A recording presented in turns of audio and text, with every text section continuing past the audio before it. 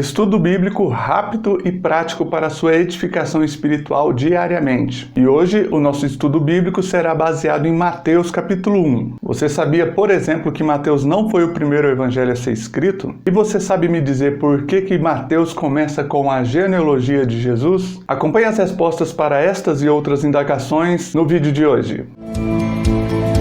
Graça e a paz, pessoal, bem-vindo aqui ao canal Teologia em Tela. Eu sou o pastor Wenderson e nós vamos criar uma nova playlist aqui no canal chamada Estudo Bíblico em Tela. E este estudo bíblico, como o próprio nome já diz, será focado na Bíblia. Sim, porque eu creio numa teologia bíblico-sistemática, uma teologia que precisa ser embasada na Bíblia, na palavra de Deus para funcionar corretamente. Eu vou começar aqui com Mateus capítulo 1, não significa que vamos manter uma sequência dos capítulos dos livros do Novo Testamento, porém, nosso objetivo principal é atender a demanda do nosso público. Por isso, fique à vontade para deixar nos comentários aí qual tipo de estudo você gostaria de ouvir. Lembrando que o estudo bíblico é fundamental para a edificação da nossa fé. E da nossa parte, vamos procurar oferecer a você o melhor conteúdo que pudermos, de uma maneira simples, rápida, que você compreenda e verdadeiramente aprenda sobre a Bíblia. E uma outra coisa muito importante também é que nós vamos postar vídeos relativamente curtos, nos quais abordaremos temas importantes dentro dos versículos bíblicos. Até porque, se eu fosse trazer a você um estudo completo sobre o capítulo 1 de Mateus, o vídeo ficaria muito extenso e provavelmente você não conseguiria assistir tudo numa sentada só. Portanto, assista esse vídeo e se você tiver tempo para assistir mais vídeos, por favor, assista às sequências dos estudos bíblicos para que você possa ter a sua fé edificada. Eu até já vou deixar uma playlist aqui no card sobre Cristologia Bíblica. Agora sim, vamos lá para Mateus capítulo 1. O detalhe que eu quero que você perceba é que eu tenho um Novo Testamento aqui da Nova Almeida Revista e Atualizada e é esta versão que nós vamos estar usando para este fim. O primeiro versículo do livro de Mateus diz o seguinte: Livro da genealogia de Jesus Cristo, filho de Davi, filho de Abraão. Bem, a primeira curiosidade que eu gostaria de comentar com você é que talvez, por causa das sequências dos livros do Novo Testamento, você acredite que Mateus foi o primeiro livro a ser escrito dentro do Novo Testamento. No entanto, na verdade, Marcos foi o primeiro livro do Novo Testamento a ser escrito. E é interessante observar que Mateus e Lucas, quando vão escrever os seus evangelhos, usa o Evangelho de Marcos como uma das suas fontes de pesquisa. Então, não obstante Marcos ser o segundo livro do Novo Testamento, na verdade, ele foi o primeiro a ser escrito. E olha que nós temos uma diferença muito interessante quando comparamos Marcos com Mateus logo de início. Marcos não se preocupa em revelar a genealogia de Jesus, ao passo que Mateus já faz isso logo no primeiro capítulo. E sabe por que Mateus faz isso? Mateus ele se preocupou em alcançar o coração do povo judeu para que eles pudessem crer que Jesus era o Cristo, o Messias prometido desde o Antigo Testamento. E diferente de muitas outras culturas que existem no mundo hoje, o povo judeu sempre valorizou em extremo a sua genealogia. Era comum nos tempos bíblicos as pessoas se apresentarem como fulano, filho de Beltrano, por exemplo. Muitas vezes a pessoa já recebia o seu nome já com essa nuance. Por exemplo, Bartimeu. Todo nome que tem Bar significa filho. Bar é filho. Então, Bartimeu seria filho de Timeu. Estes são nomes comuns dentro do contexto do Novo Testamento, justamente para apresentar a sua genealogia a qual família pertence. Isso remonta, inclusive, os tempos de Moisés. E para o judeu isso era muito importante. Primeiro, para defini-lo como um judeu verdadeiramente puro, coisa que eles valorizavam bastante. Segundo, para entender qual seria a função dessa pessoa dentro do reino. Por exemplo, para exercer algum tipo de ministério de cunho religioso daquele tempo, a pessoa precisava ser um levita. O sacerdote e também o sumo sacerdote, que eram os líderes dos sacerdotes, precisavam ser da linhagem de Levi. Levi que foi um dos filhos de Jacó. Lá nos tempos de Gênesis, qualquer outra pessoa de qualquer outra tribo de Israel que tentasse exercer uma liderança sacerdotal seria considerado ímpio, pecador.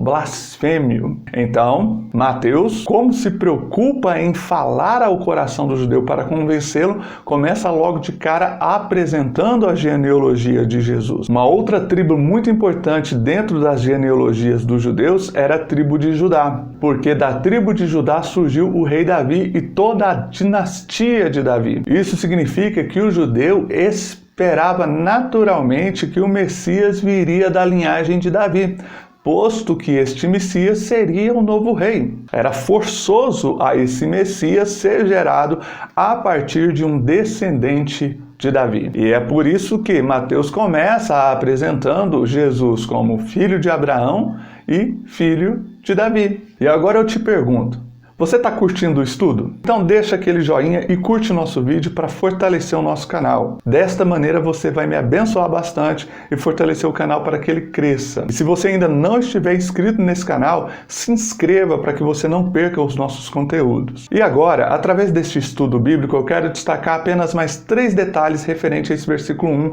do livro de Mateus. O primeiro detalhe é que Mateus diz que ele é Jesus Cristo, ou seja, a palavra Cristo acompanha o nome Jesus, dizendo que esse não é um Jesus comum, não é um Jesus normal, entre os demais Jesus que provavelmente existia no meio daquele povo, com este mesmo nome, mas ele é o Cristo, o Messias, o ungido.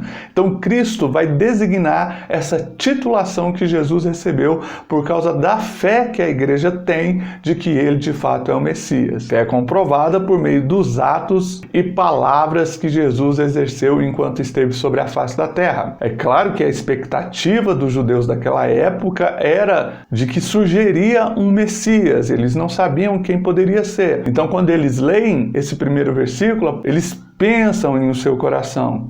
Será verdade? Será que realmente encontraram Cristo? Vamos analisar essa questão. E eles com certeza vão ler. Muitos judeus vieram a se converter por causa do trabalho do evangelista Mateus. O segundo detalhe é que ele é o filho de Davi. E como filho de Davi, ele é o herdeiro legítimo do trono. Vale ressaltar que o povo judeu não gostava de ter que servir ao imperador romano como rei da vida deles, nem mesmo ao rei Herodes, ou mesmo a algum outro governador como Pôncio Pilatos, que se estabeleceu sobre o povo judeu. Eles entendiam e percebiam isso como uma afronta. E era por isso que o desejo deles, a esperança dele, é que o Messias se levantasse. Ainda que fosse um Messias bélico e que traria o poder militar de volta ao povo de Israel. Então a perspectiva deles, em geral, estava equivocada.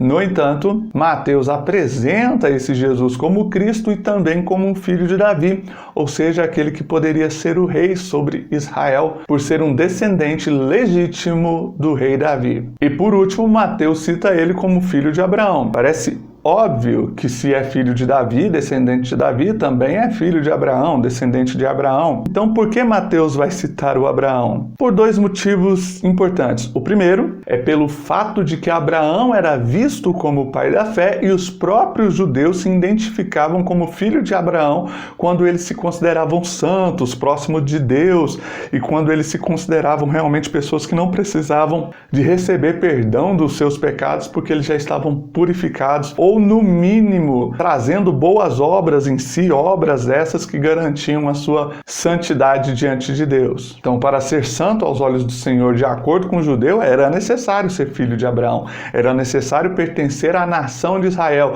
ter sido separado pelo próprio Deus. É o que, na verdade, a palavra santo significa, né? Separado. E é por isso que Mateus vem deixar claro, esse Jesus é filho de Abraão também, ele é santificado. Ele tem em si os pré-requisitos para cumprir o papel do Messias que está prometido. E o segundo motivo pelo qual ele cita Abraão é um motivo um pouco mais teológico, um pouco mais profundo. Ora, Deus havia prometido para Abraão um descendente que abençoaria todas as famílias da terra. E muito embora Abraão tenha entendido na época dele que esse descendente era o Isaac, quando chega a época do Novo Testamento, esta interpretação já era diferente, porque eles percebiam que o descendente prometido a Abraão para abençoar todas as famílias era o Cristo. E o próprio apóstolo Paulo posteriormente vai explicar isso com mais clareza, dizendo que esta promessa se referia a Jesus Cristo. Inclusive citando o fato de que lá no livro de Gênesis, Deus não fala no plural, como se todos os descendentes de Abraão fossem capazes de abençoar todas as famílias da terra.